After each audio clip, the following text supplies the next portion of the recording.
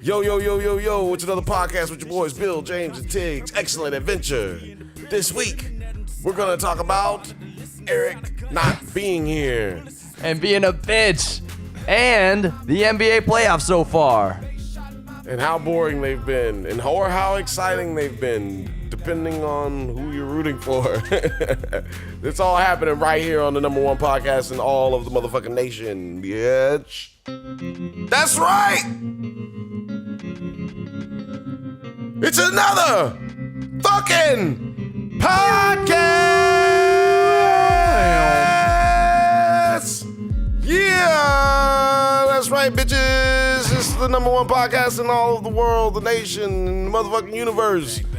Get your ass up, like, and subscribe on YouTube. Yeah. To the what?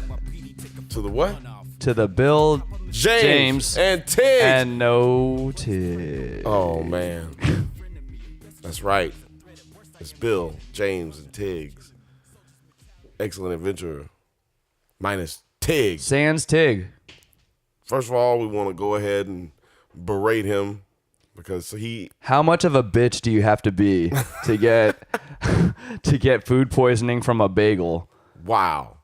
Is that what he was doing? Isn't he an actor? You got to cut those carbs, man. What the hell? I thought, he was probably at like some shooting of some kind. Oh, that's true.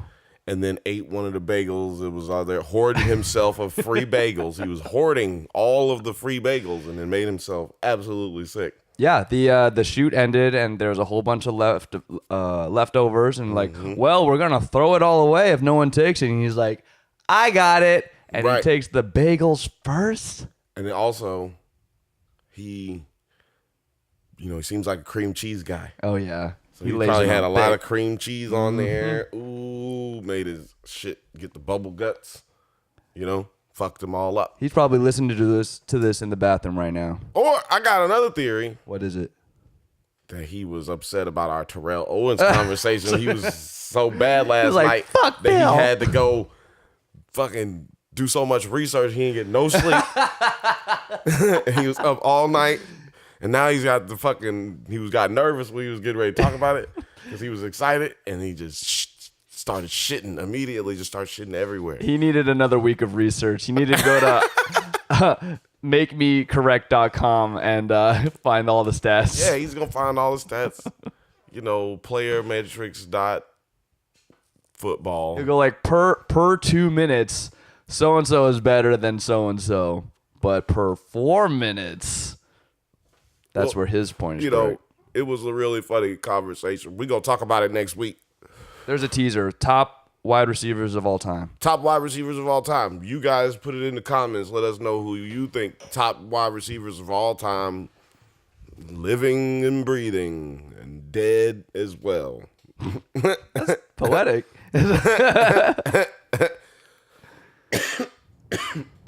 It's the reason we get to talk in the microphones, James. We do this for a reason. It's because we're good at talking into microphones. Just give me the mic.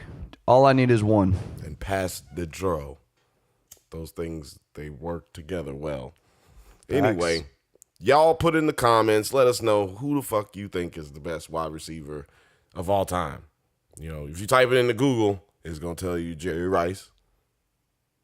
It's going to tell you Randy Moss. Go Patriots. And it's going to tell you Terrell Owens. For all them Cowboy fans, Eagles fans, and 49ers Terrell fans. Owens definitely was one of the great athlete commercial actors. He had some good commercials. So he had that. Remember that Monday Night Football game where there was like the Eagles were playing. I think the Eagles were playing the Cowboys. And it was when he was with the Eagles, and one of the girls from Sex and the City or something. I think it was one of the girls from Sex and the City, was in the locker room. He came in, he walked into the locker room. Oh, I do remember in there, that. in the bathtub naked, and she was like, "Come on in." He's like, "But I got a game. I want to jump in there with the white lady, butt naked, glistening with bubbles, but I can't right now." She was like, "Fuck that game. Come on over here and give me some of that dick." That's so Samantha. Yep. It was Miranda's gonna have a field day with that one. That's for you Sex in the City fans. You know what I'm saying? But I hate to kind of do this so early, so I'll wait a second. It's the He's on fire!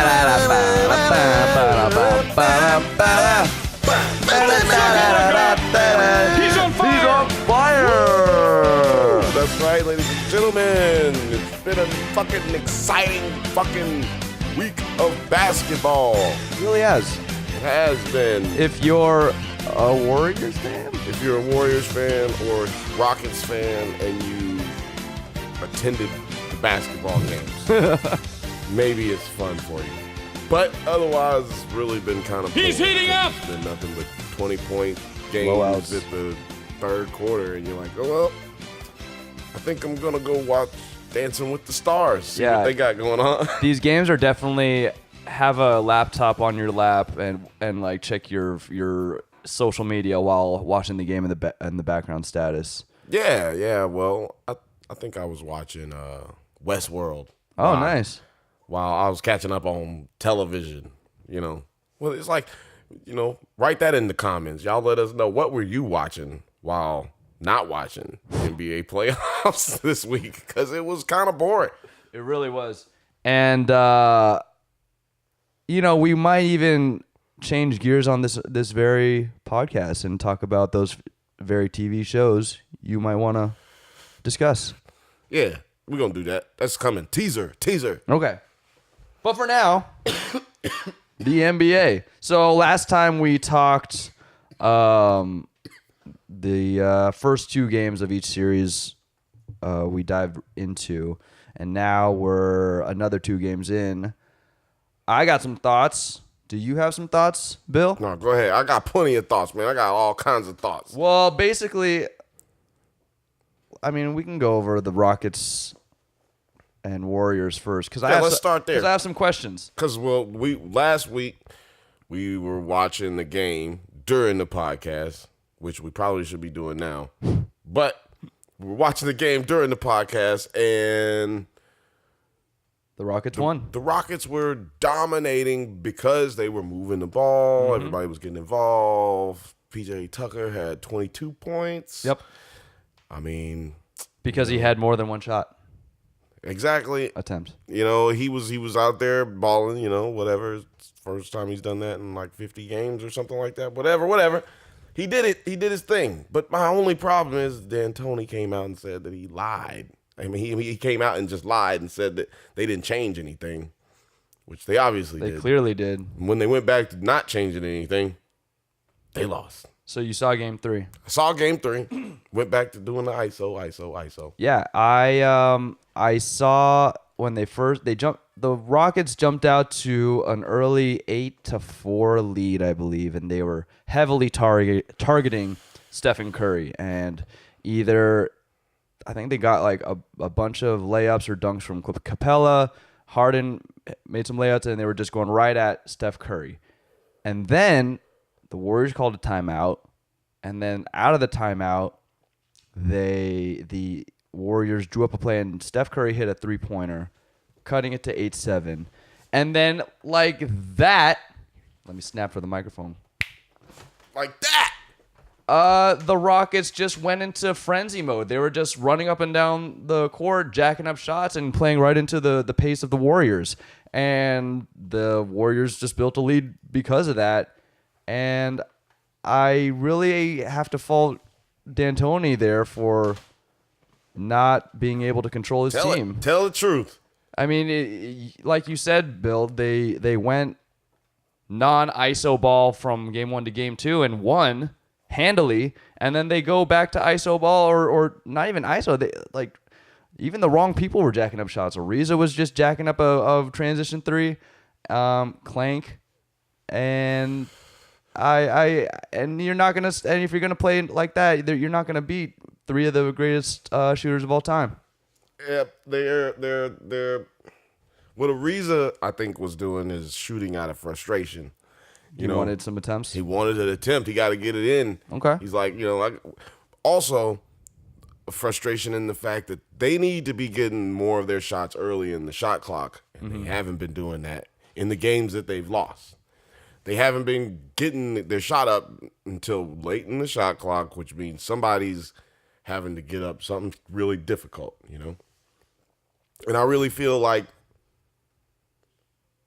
eventually that was going to come to a head. You know, that's really how Houston has been playing all this playoffs. You know, that's how they played against Minnesota. Minnesota has no offensive weapons really to speak of other than Karl Anthony Towns, and they didn't give him the ball the whole game, the whole series. So then they meet up with the Jazz, and all they have is Donovan Mitchell, and everybody else on that team gets hurt. And Rubio really did that to team in. Yeah, Rubio, and then Favors got hurt, and then somebody else got hurt as well. So then they didn't even have backups for the backups. It was bad.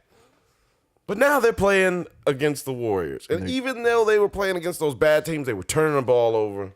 Now they're playing against the Warriors, and all those turnovers are turning into 3-point shots. Yeah, they're getting exposed. And I think you and I both chose the Warriors to win in either 5 or 6. I think we both said 6. That's right. I think it's going to, and I'm changing. Because we don't take DMT and have crazy dreams. Yeah. Dude, Tig said the Rockets were going to win the championship. Based off of a dream that he had, to be fair. Yeah, well. For new listeners. He's not Martin Luther King, so he needs to keep his dreams to himself. We are just going to clown you just because you're not here. But I have a question. Who's your favorite team? Who is the team you're a fan of? I mean, you know, like Oklahoma I root Thunder for the Oklahoma City Thunder. So I have no real team because in my opinion, you got to be from the city, right, or adjacent to the city in some kind of way to be a fan of that team. But yeah, so you roll with the Thunder. I roll with the Thunder. Let me just throw out a hypothetical for you. The Thunder are up by 1, and there's 24 seconds on the clock.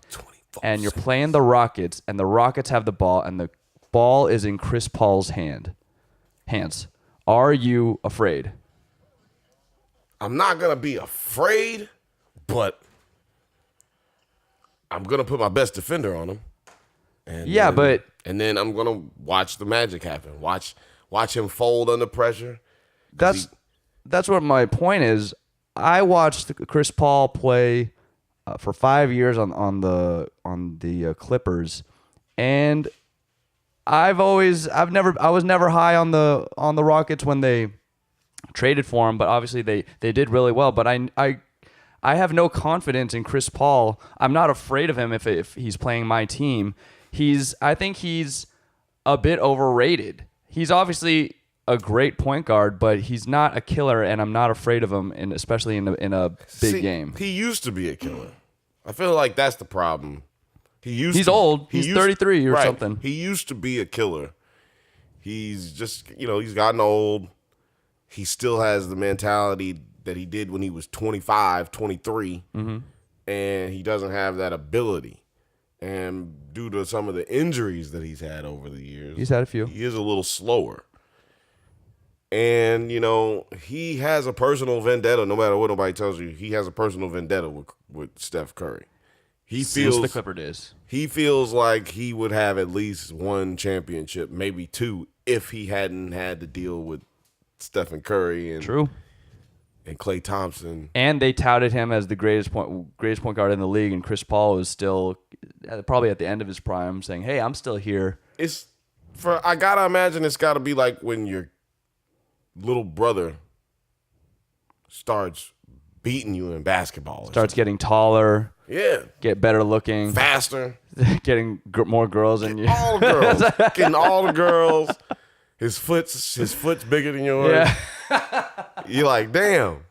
Like, this motherfucker, what size shoe you wearing now?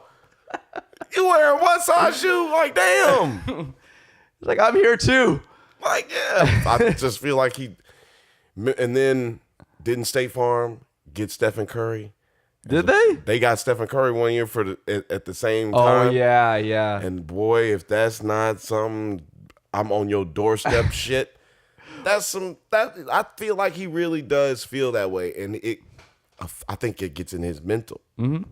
I think he feels that way about like everybody in the league, which is why nobody really like him in the league. He's like a pit bull towards everybody.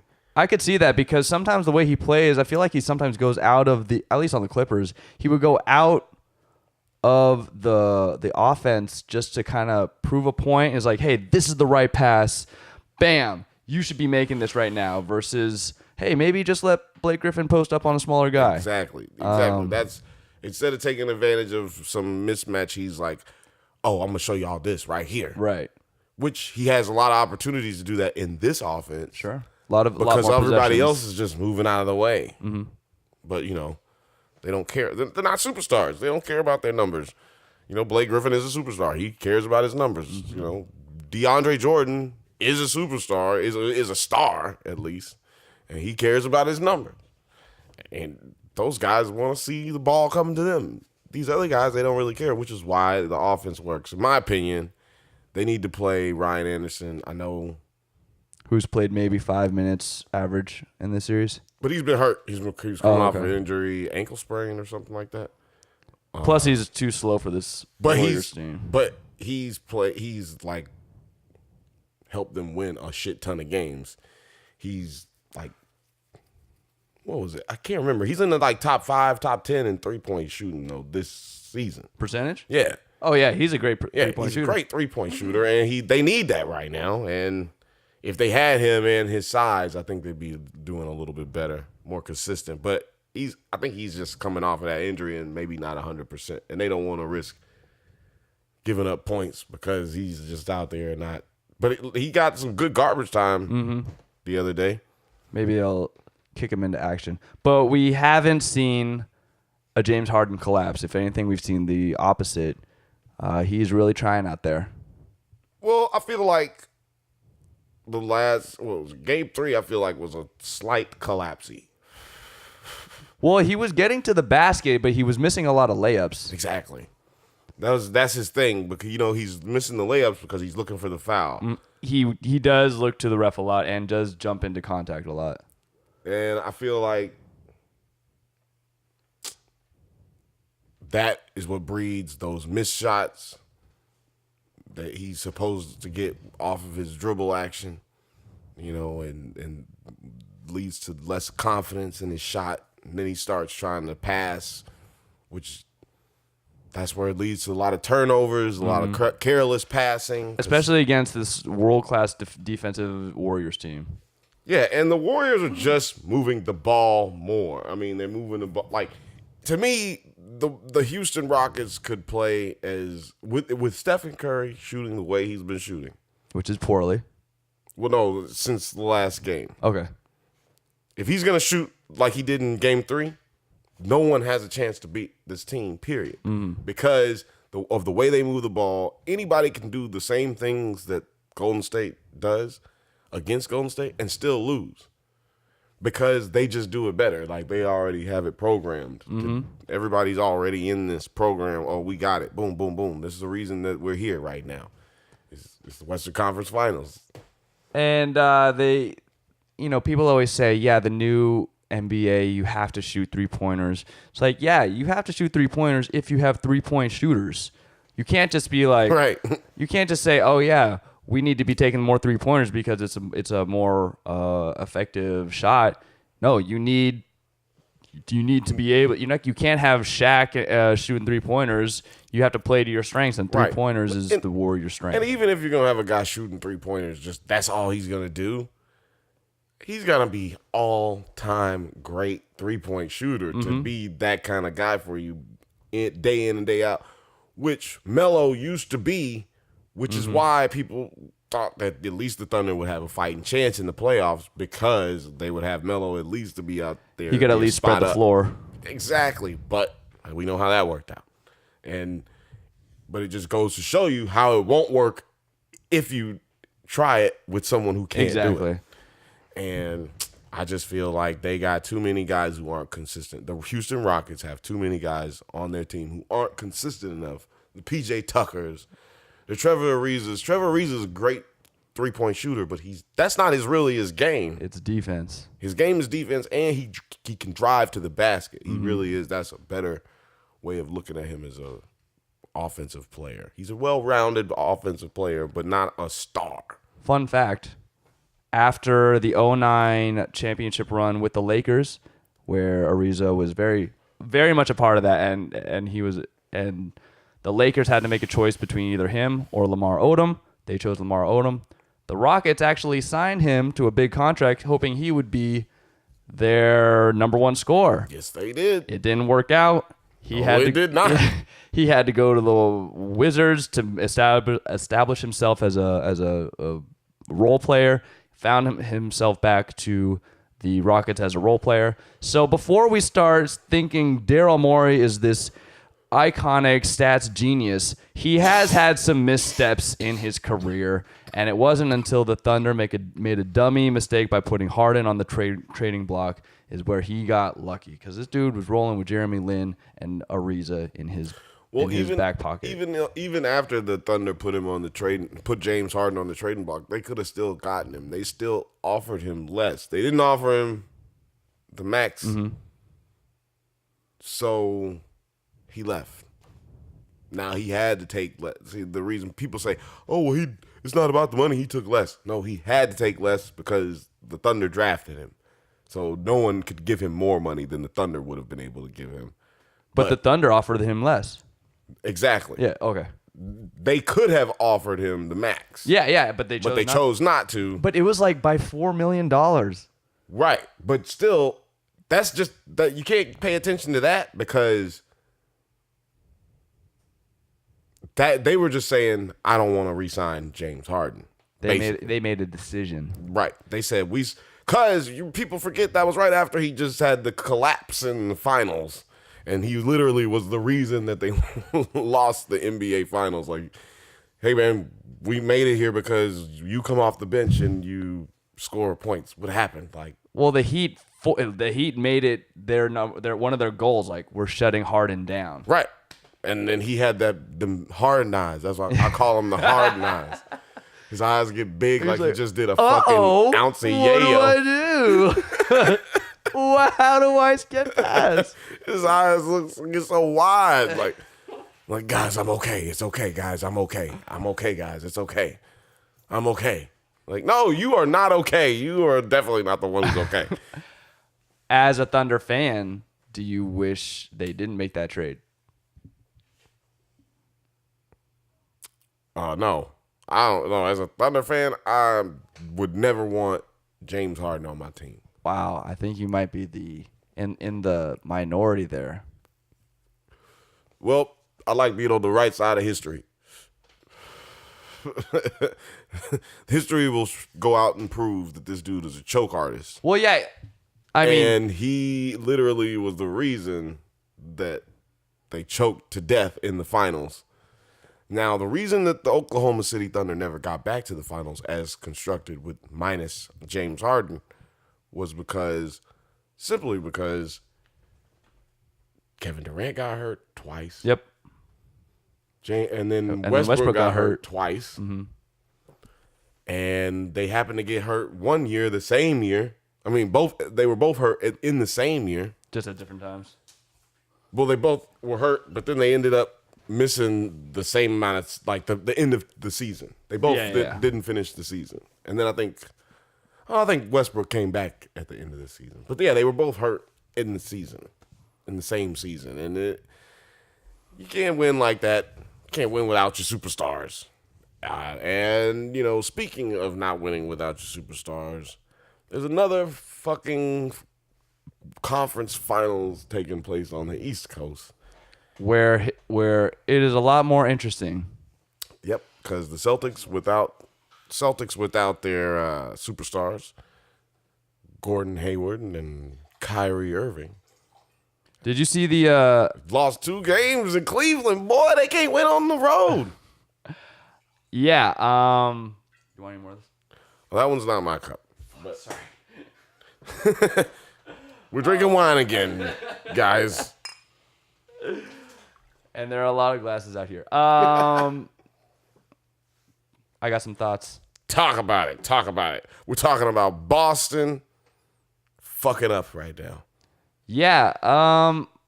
We were talking about this before we started recording. I noticed in games 3 and 4 in Cleveland. Well, let me just say this. I don't think anything's really changed. I mean, you're either, and I have no real prediction for the rest of the series. Boston, both teams just play amazingly, like so much better than they do on the road. The main difference for Cleveland was that J.R. Smith was hitting 3-pointers and George Hill like is scoring. Like everyone's hitting their 3-pointers. Great point. But on as far as their schemes, also Tristan Thompson is the Trevor Ariza of the 2009 Lakers. This dude provides so much energy and rim protection. And they're coupling him up with Larry Nance, who's providing a lot of energy. And it's not just like, energy is better. I've seen this in the first 2 games in Boston. Kyle Korver takes the 3-pointer, misses. No one crashes the board, and it turns into a fast break for Boston, and Boston just runs up the score. With Tristan Thompson crashing the boards, even if he doesn't get it, he'll at least like knock it out of bounds so that the Cleveland Cavalier defense can get set, and it's not a fast break opportunity. Yeah, if I was a Celtics fan, the one thing I would be worried about is Al Horford has disappeared for the last two games. I mean, he was anemic. He was gone.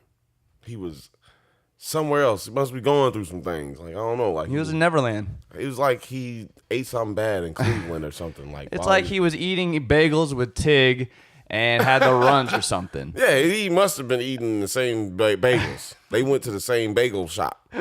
Because I'm telling you, he looked weird, man. Like, and my point is, he's the only vet really on the floor. Mm-hmm. You know, like Morris is a vet technically, but he was a role player. Yeah. Horford has got to play way better, which I believe he will in Boston. And if that's how the series goes, then that means the Celtics are still going to win this series. That's what I'm thinking. Unless someone wins on the road, nothing's really going to change. I feel like J.R. Smith is going to disappear again in Game 5, and then he'll show up for Game 6, and then it'll be Game 7 in Boston. Who knows? LeBron is great in Game 7s or whatever, but it's Boston, and his team sucks on the road. Yeah. I have a movie. Do you want to say something? Well, I also was going to say that, you know, the move to put, if I was a Celtics fan, I would be worried about the move to switch off of everything. Yep. They weren't doing that in games 1 and 2. And they decided to do that in games 3 and 4. That's a coaching decision, obviously.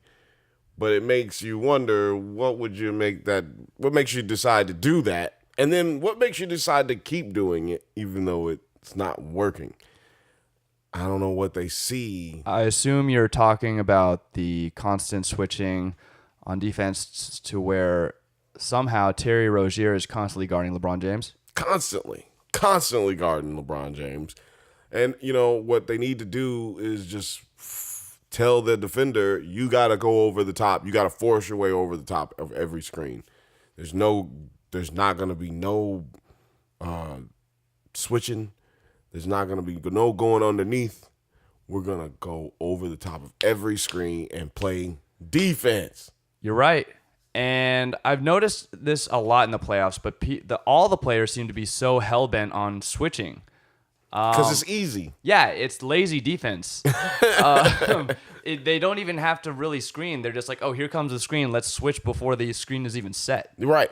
Now, where it's not lazy defense for anybody who's out here trying to be basketball nerds and talk shit right now. When you're switching, Golden State switches because everybody on their team is undersized, and they switch to be able to just play positionless basketball. Mm-hmm.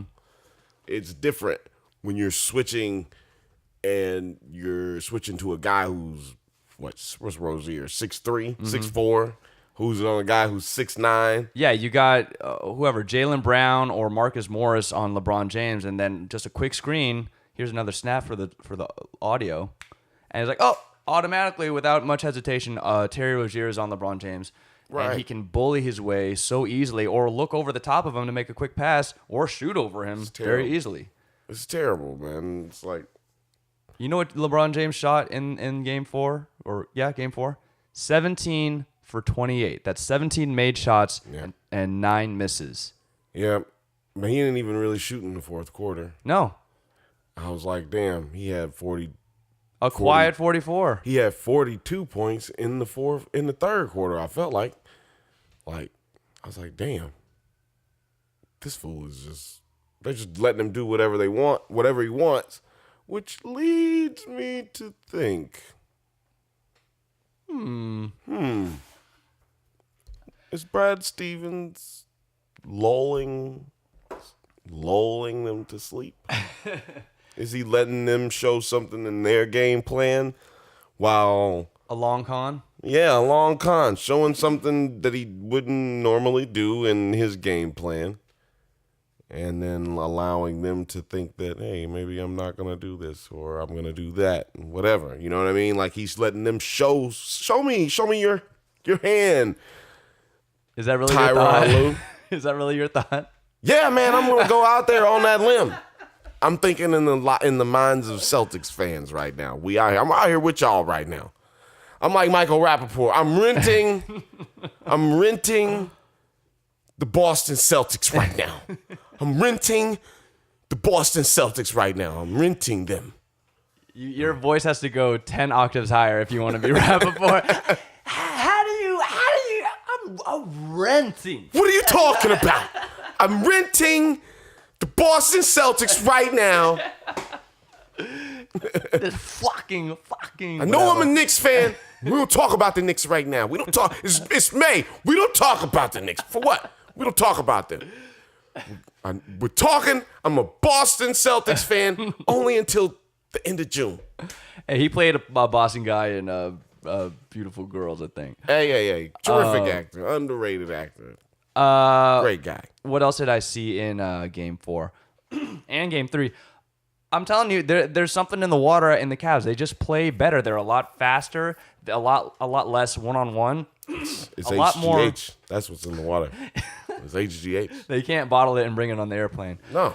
There's a lot more ball movement, and they're getting switches, and they're reacting quickly off those. I am snapping a lot in this podcast. They are reacting. This episode, we're going to have to start naming episodes. This one's going to be called Snap. Crackle and pop. Snap. Snap.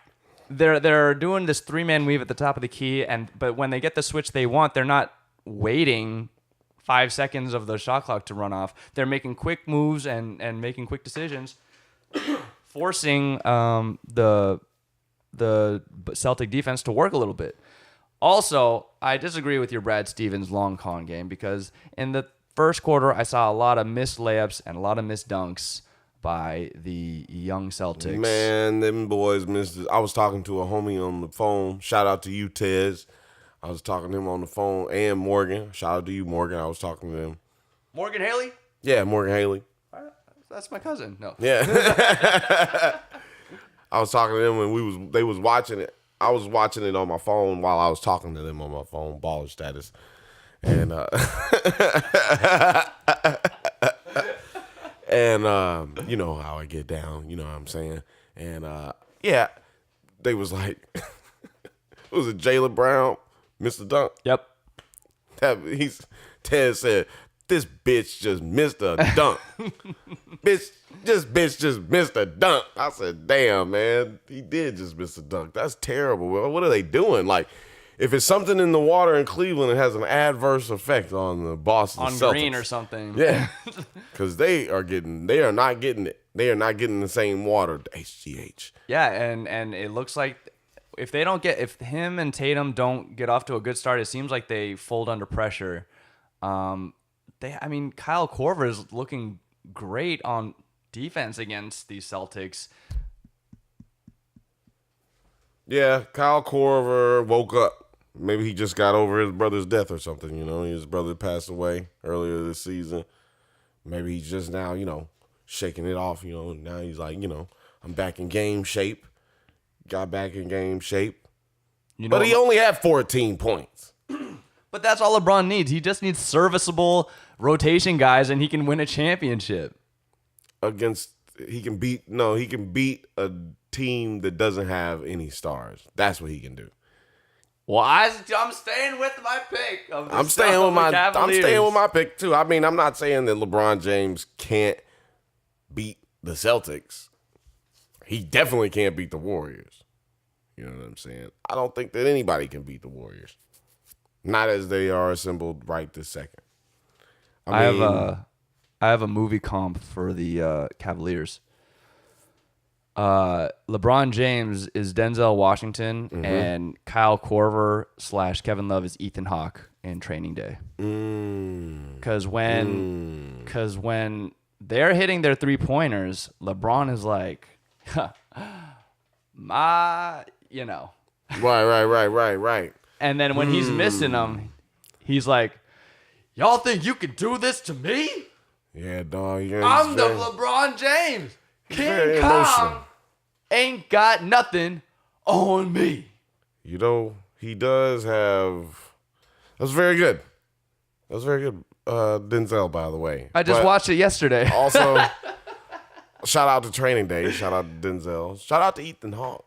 Great actor. But totally underrated actor. But anyway, also, that was a great comparison because what's not talked about enough is LeBron James's attitude towards his teammates. It's a strange dichotomy, their relationship, all of his teammates. Yeah. Kevin Love was this fun-going, he had all the commercials. He was just always smiling. He was like the dude who had the funny YouTube videos. Yeah, he was Kyrie's partner in the Uncle Drew commercials. He got dressed up too. Exactly. Him and Kyrie are actually really good friends. And were before he got to Cleveland. He got to Cleveland and he met LeBron James, and it was like game 1 of that season. I could see it. They was in the huddle, and LeBron James started doing this speech, and Kevin Love was like looking at him like, what the fuck are we doing right now? This is the first game of the season. He's like, this matters. Everything here, we're going to do this. We're making history right now. He's like, you can look at him he's like, history? What the fuck are you talking about, history? It's game 1, man. I'm hungover right now. Man, we going to go, look, we're going to go out here and play. We're going to have fun. And didn't they lose the first 6 games? Yeah, man, and I think that kind of shit that's why Kyrie left. It's fake. You know what I'm saying? It is fake. People don't want to be around fake shit all the time. You know what I'm saying? No, you're absolutely right. LeBron James takes these 1-year deals and is using all these other players to build his legacy. If you don't sign a long-term contract, people aren't going to sign long-term contracts for you that are at least star level. Exactly. You're going to get Kevin Love's. That's why Kyrie left. He's like, hey, I'm not a bitch. I'm not going to fucking just tag along, and if LeBron leaves, then I'm stuck here. Right. He takes Kyle Korver's, J.R. Smith's, Iman Shumpert's, just hey, can you hit threes and play D? You're on my team. Help me win championships, and I might leave after this season. Kyrie probably felt a little bit salty when the year after they lost the championship, the first finals, when he was hurt. Golden State, where both Kyrie and Kevin Love were hurt. And Kevin Love got confirmation from LeBron James that he was going to stay. Kyrie didn't get that confirmation. Really? So then we fast forward, because Kevin Love wasn't going to resign unless he knew LeBron was going to be there for at least the duration of his contract. Okay. Or at least the next 2-3 years. Yeah. So that's what made Kevin Love sign, knowing that LeBron planned on resigning. Now, knowing that took place, Kyrie Irving has got to be sitting back and going, yo, he ain't telling me nothing. Mm-hmm. And then now here we are in the future, and he still ain't telling me nothing. Yo, I got to bounce. Yep. Because he ain't going to tell me. We already know that from past experience. And, I'm tired of this ruse anyway. Mm-hmm. And, he's sitting on the sidelines laughing during the Celtics games. He's having a good time. He's having a good time. Kyrie's sitting on there during the Celtics games today. Looking at the during the playoffs, laughing on the sidelines when they're winning, of course. But he doesn't seem to miss being over there. And he seemed when they were arguing on the court during Game 2, Cleveland Cavaliers were arguing on the court, giving each other funny looks. Kyrie was laughing. He's just like, I'm so glad to be out of that. Yeah. He's like, look, I don't care. I don't want to be in that environment. I'm hurt It's right dysfunctional. now. It is dysfunctional. Who wants to play with somebody like that? But, some people just want – if you look at it, it's all guys who don't have a championship yet, who've been in the league a little while. Solid veterans who really, really want it. That's who really succeeds around LeBron James because they are willing to say, okay, I'm gonna do whatever because I just want to get this championship. Yep. And it's different in Golden State. Solid guys want to be there because it's Oakland, baby. Because it's Oaktown, because of E40. That's the only reason people want to be there, because they got amazing weather and they got the San Francisco Giants. San Francisco Giants are right there. It's really great crab legs out there. Everything's good. It's great. It's got to be better than Ohio. Man, fuck Cleveland. I hate Cleveland. I'm sorry, y'all. Y'all know me. All my Cleveland people, y'all know me. I hate Cleveland. But, I love people from Cleveland. Oh, yeah, great people. Great people, man. Great people. I wish so many good ones hadn't left Cleveland. Then maybe Cleveland would be a little bit better. Well, yeah, if you look at the crowds of these Cleveland games, it's like 99.99% white. Oh, yeah, they rich as fuck. No diversity. The richest. Rich motherfuckers up in there. But I mean, even in the 300 section, I feel like, just Cleveland's just like basketball tickets are expensive though. So I would assume that definitely playoffs. Only white people can afford the tickets to basketball games in Cleveland. Just in Cleveland. I'm not talking about everywhere. Don't blow me up with my mentions. Should we move on to the second block? Yeah, man. Let's go ahead and move on over to the second block. The NBA offseason. No. It's it's the NBA offseason where anything can happen. People gonna lose their jobs. This is where people are gonna lose their jobs, man. People gonna get cut. People gonna get fired. GMs will get fired. Coaches will get fired. Players will get traded. Players will go to Europe. Players will go to Europe. Players just have to start doing currency exchanges and shit. Players will make their own Bitcoin. Lonzo Ball will be more relevant again. You know what I'm saying? But in more than one way. Because Magic Johnson, he said, on the record, on wax, as we like to say, everybody's up for grabs. Everybody's on the trading block. He'll trade anybody for anybody. No, he didn't say for anybody. But he said he would trade anybody. All of his assets are on the table. And we have to assume that he's trying to avoid getting hit with another fine from the NBA. Sure. By cryptically saying to LeBron James, whoever you want. You're the GM. Yeah. Whoever you want me to get rid of, let me know that, and then I'll go from there. Mm-hmm. So my question to you is, we'll start off slow. We're going to start off with something easy. Carmelo Anthony. A lot of questions about his contract. He's got 1 year left on a player option. For $28 million. 28 M's. You think he's going to stay and play and get that pay? Or do you think he will say, take a pay cut to go to like a Golden State or Cleveland? Even though it doesn't seem like LeBron wants him to come to Cleveland because he has denied trade requests for Carmelo Anthony. I don't think any team wants Melo. I don't even think European teams want Melo or Chinese. This dude is stuck. Chinese teams might definitely want Melo. Well, they took Stephon Marbury. Yeah, he's a man out there. Yeah, he got a statue already. Melo is stuck and Oklahoma is stuck. I wouldn't be surprised if it was a Luol Deng situation where they're like, all right, you get your paycheck, just stay home. We don't want you to come to the games. He's going to sign into that $28 million because holy shit, it's $28 million. He's going to sign into it. But if he's given the chance, he's going to sign into it. Sure.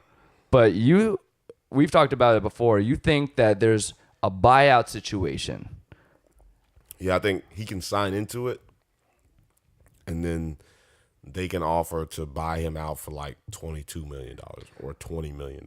But let me ask you, what team is going to pick him up? What team wants Melo? Now, a lot of teams will pick Melo up for the right price. You got to remember, all these teams have to spend money. And he's still serviceable. I mean, if you look at his numbers, you can put him on an NBA squad, you know what I'm saying? It's hard to score in the NBA. So if he averaged, but he can't I think he score. averaged like 16 or 17 points a game or something like that. That's still a serviceable player. That's not Carmelo Anthony numbers. But if I just showed you those numbers, you'd be like, oh, that's a pretty good player. You wouldn't, not knowing who it was, you know what I'm saying? If I just showed you the numbers, you'd be like, that's a good player, man. Why are you hating on him? But we watch the games. Well, I'm just saying, he's not good. First of all, I think he just can't do what they were asking him to do, which is stand in the corner and shoot or stand on the outside and shoot. He needs to be in the post. He needs to be in mid-range. He needs to be able to ISO, which they were trying not to do with him. Because it's not like we were talking about, it's not an efficient shot. He could go to Houston. I could see him going to Houston. I could see him going to Houston and working well in that system. If Capella were to stay, that would work. That'll never happen though, because Mike D'Antoni is there. But speaking of Capella, do you believe Capella will be staying? Oh yeah, in Houston. Is he a free agent? He will be a free agent at the end of the season, and it is rumored that Phoenix is prepared to offer him the max. And they'll have Clint Capella, Devin Booker, and the number one pick. So they'll probably pick Luka Doncic over DeAndre Ayton. Shoot, that's a pretty good team. Now, based on what I've seen already, I think Capella is a very specific type of player who needs to play with a specific type of player such as James Harden. Which is why they are probably thinking about drafting Luka Doncic. If I'm a Suns fan, that is a lot of things that have to go right. You have to hope that Luka Doncic's European play can translate to the NBA, and you have to hope that Clint Capella, is not just this one-hit wonder on the Houston Rockets. Yeah, it's a lot going on in that, but the Houston Rockets also have to make that same decision. Because they will have to be like, hey, we're not going to pay you that much. Or, hey, we'll match what they'll pay. Because I think they also have to sign Chris Paul to a max contract. Because I think that was the backhand deal when they made that trade. I think he's a free agent too. Yeah, he gets to. It's a player option, or I think it's a player option. But he wants that long deal. Right. He's going to opt out of it and get another big deal. I think the Houston has to match it. I mean, they got the number one seed. So you think that Chris Paul will stay? Yes. Okay. Even though you heard it from me earlier, I am not a Chris Paul fan.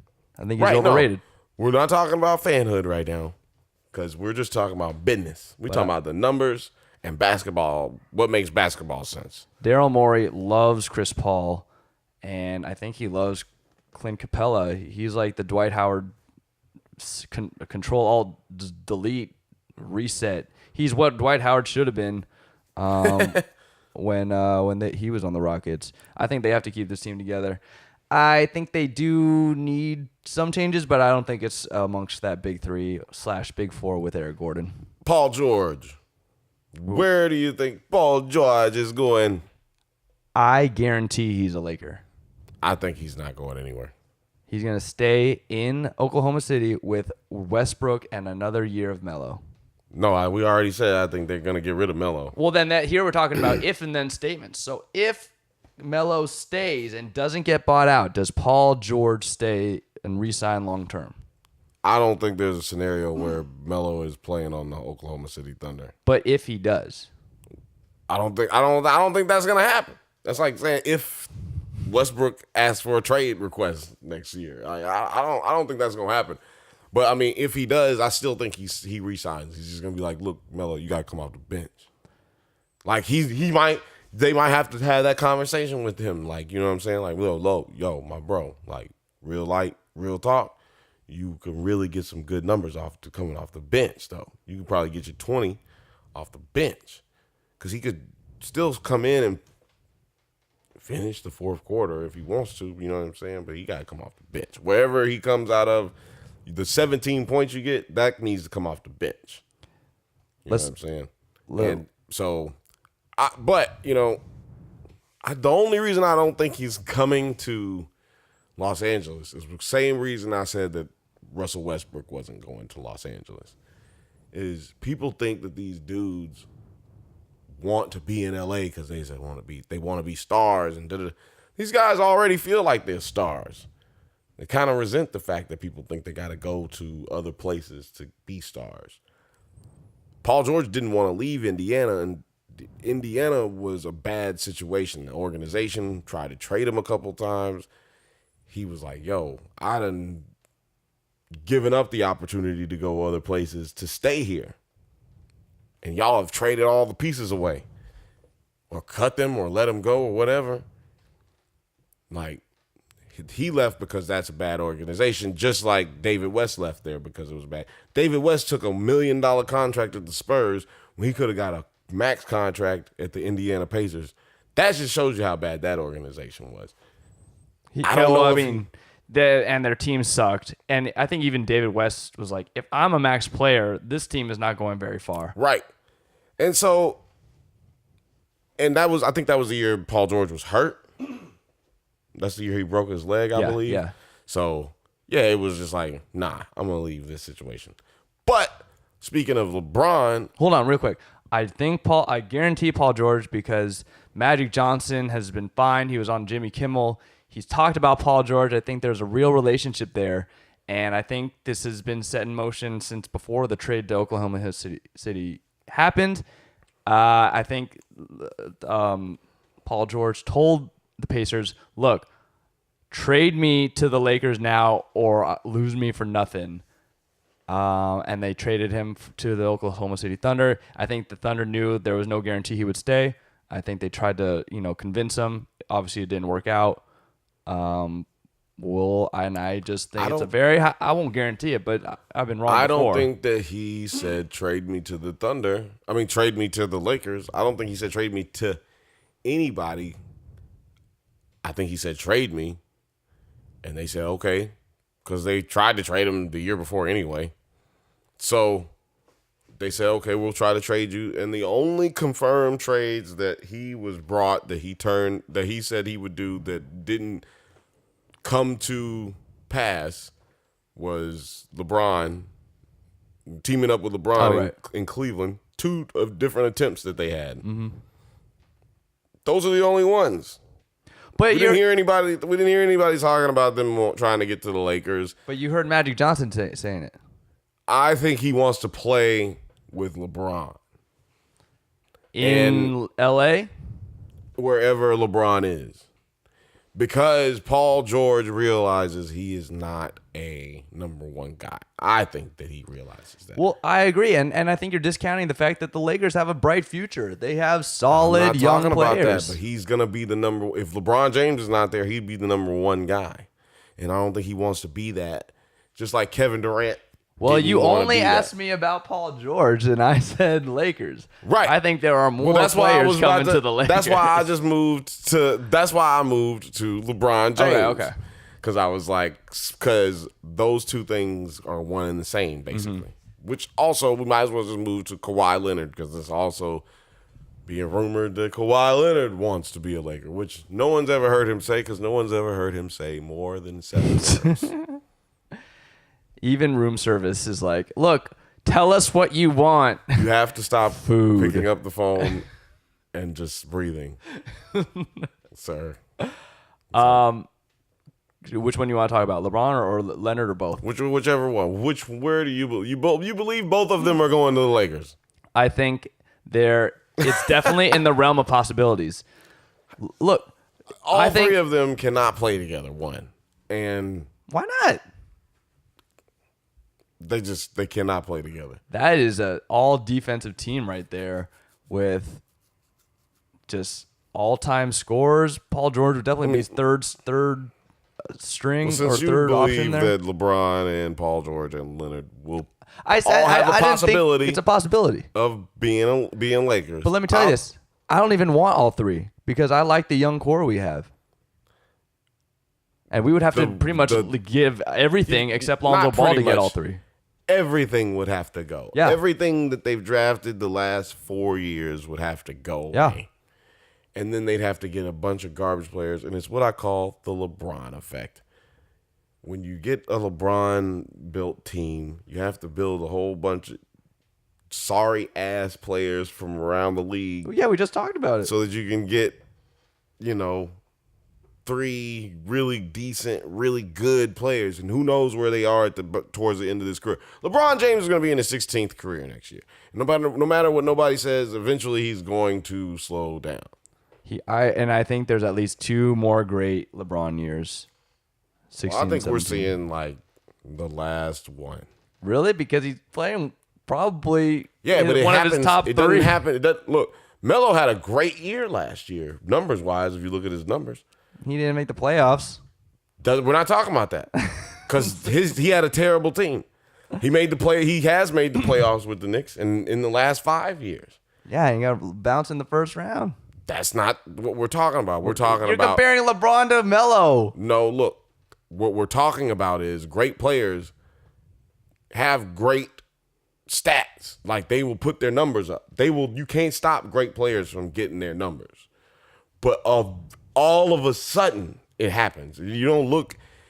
If I told you last year, Carmelo Anthony will look like a struggling basketball player, not just like not look good, but will look like he is struggling. You would have been like, nah. He's still a scorer.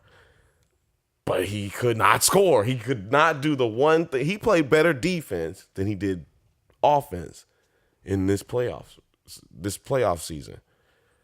That's not the Melo we know. And it's just eventually it's going to happen to LeBron. I mean, look, it happened to Dwayne Wade a little bit more over time because of injuries. But like this last year, it was like done. It was like Kobe's last year. It was like.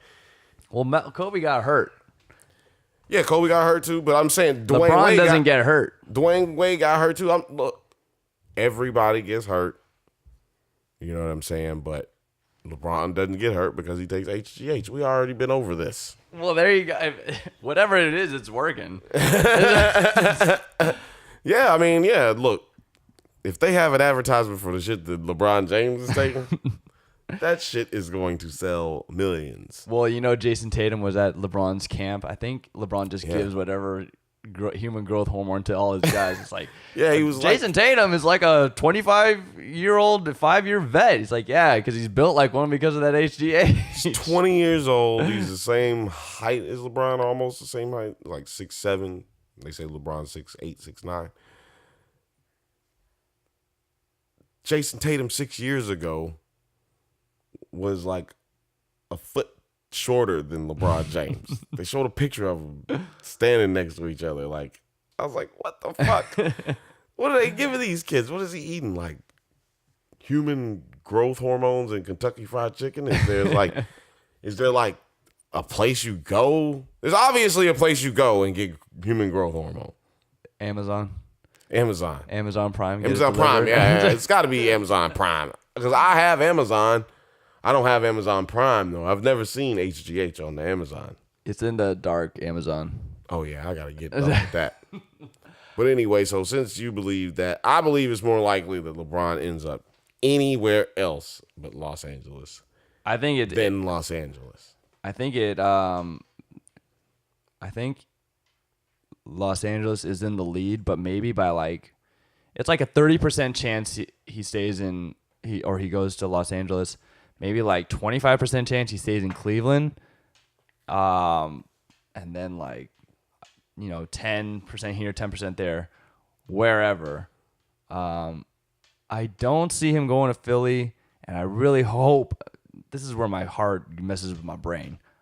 I really hope he doesn't go to Houston. Yeah, he could end up in Houston too. I'm going to go out on a limb and just make a prediction. He's going to end up a New York Knick. I'm going to say it right now for Knick fans. That was for you. He's going to end up a New York Knick, and then Michael Rappaport will not know what to fucking do. His fucking head will explode. Is he a LeBron hater? He's a LeBron hater, yeah. Oh. Of course. He's like, yeah, I mean. Oh, yeah, he was bringing up the brooms, his sweep with the Warriors. He said they need to clean because LeBron is leaving Cleveland. That's what he was saying. He was not saying that they was going to sweep him. No, last year's last year? Finals, he was talking so much shit to Cleveland. This year he said that they need to get some brooms and some dust because they got to be doing some cleaning because LeBron's leaving. I said, man, this dude is funny. But anyway, we're out of time. We could keep talking, A bunch of if and then statements. But it'll be a fun off season, no doubt, and we will be all over. Real quick, do you think they're gonna re-sign Cousins to the Pelicans? Yes, I think they have to. Boom, done deal. What do you think? Yeah, I think they're definitely gonna re-sign him, and I think they're gonna give him as much money as they can. Yeah, I mean, it's their first time being relevant. I think they have to roll regardless the dice. Of that Achilles, like fuck that. They're like, hey, we're not getting. Even if he can't jump, he's still better than like 25 big men in the NBA. Fuck that. Hit a 3-pointer. But we out. We out. Don't forget to, subscribe, like, comment. Tell us we ain't shit. Tell us you love us. And then make fun of Tig. Make fun of Eric Martig for not being here. At Eric Martig on Twitter. Also, we love you. Don't forget that. We appreciate every listen. Every listen. And, every subscriber as well. But we out. Bye. JL15 started yesterday. But us as Americans, too busy being entertained by the sports and movies and the scandals, now they even care. All this is a genesis, the martial law everywhere. Popular